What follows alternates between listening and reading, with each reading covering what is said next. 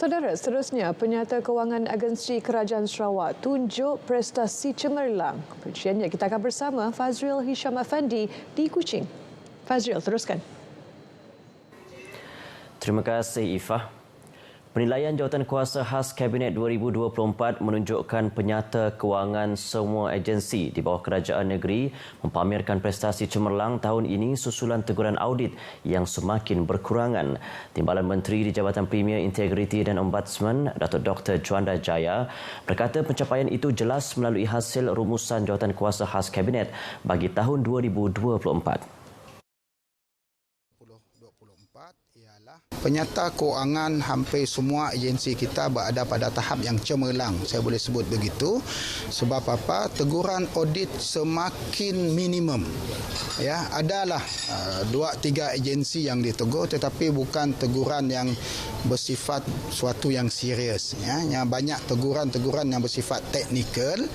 Dan ini kita harap semua pihak badan berkanun, pihak berkuasa tempatan dan JLC yang terbabit di bawah Jawatankuasa Khas Kabinet ini terus memastikan prestasi sedia ada itu ya dapat dipertahankan dan dipertingkatkan.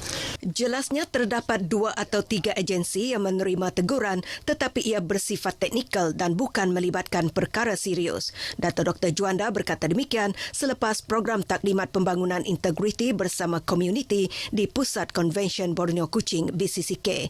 Dalam perkembangan yang sama, beliau mahu semua badan berkanun, pihak berkuasa tempatan PBT dan syarikat berkaitan kerajaan di bawah Jawatankuasa Khas Kabinet memastikan prestasi sedia ada dikekalkan dan dipertingkatkan. Beliau turut menegur isu penyediaan belanjawan defisit oleh beberapa agensi kerajaan walaupun Premier Sarawak Dato' Patinggi Tan Sri Abang Johari Tunopeng membentangkan belanjawan lebihan di peringkat negeri. Justru setiap agensi perlu memohon belanjawan yang benar-benar diperlukan sahaja. Jika peruntukan yang diberikan tidak dibelanjakan, ia akan diambil kembali oleh Setiausaha Keuangan Negeri untuk kegunaan agensi lain. Dalam pada itu, pihak berkuasa tempatan PBT di Sarawak digesa memperkukuhkan sistem pengurusan kewangan khususnya dalam mengutip cukai dan hutang tertunggak daripada individu, pemilik bangunan dan kilang.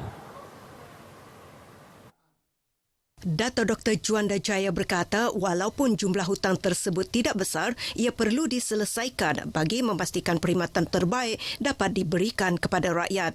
Jelasnya PBT perlu lebih proaktif dalam mencari kaedah untuk mengutip hutang kerana pengurusan keuangan yang berhemat adalah asas kepada perkhidmatan yang berkesan. Dalam hal berkaitan, beliau memuji program pembangunan integriti bersama komuniti CIB yang membolehkan masyarakat memantau projek PBT serta memastikan kontraktor melaksanakan tugas dengan betul. Kerjasama ini diharap dapat membantu meningkatkan kecekapan PBT dalam menyediakan perkhidmatan kepada rakyat.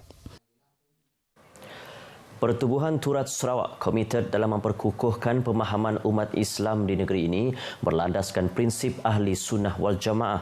Pengerusinya Khalid Han Abdullah Han berkata penubuhannya bukan untuk membawa agenda baru, sebaliknya melengkapi peranan agensi-agensi Islam serta pertubuhan sedia ada di Sarawak.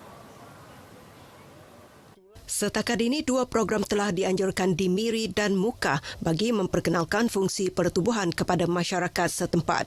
Khalid berkata demikian selepas mengadakan kunjungan hormat ke atas Yang di-Pertuan Negeri Sarawak, Tun Pehin Sri Dr. Wan Junaidi Tuanku Jaafar di Astana Negeri. Kunjungan itu bagi memperkenalkan pertubuhan itu yang baru ditubuhkan pada Mac 2024.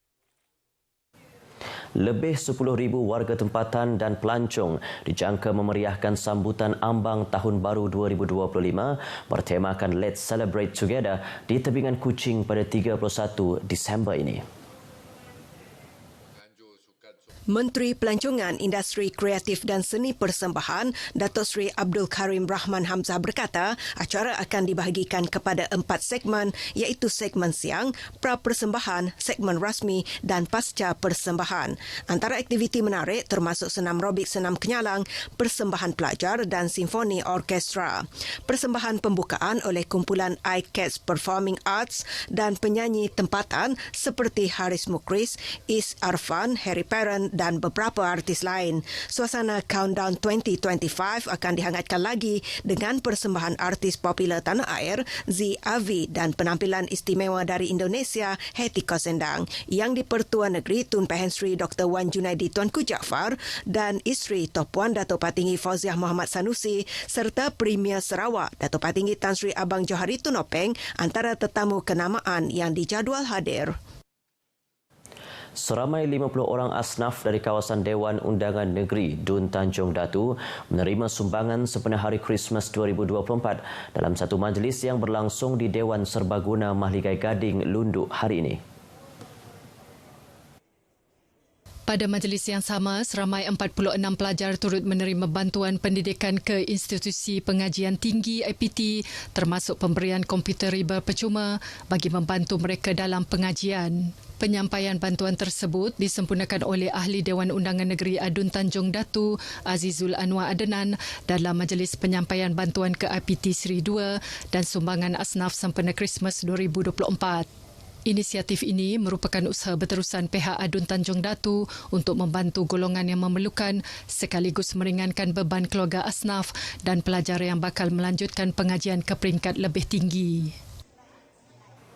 Sementara itu, Azizul Anwar Adenan memberi jaminan akan menyelesaikan masalah infrastruktur asas di kawasannya sebelum beralih kepada pembangunan ekonomi.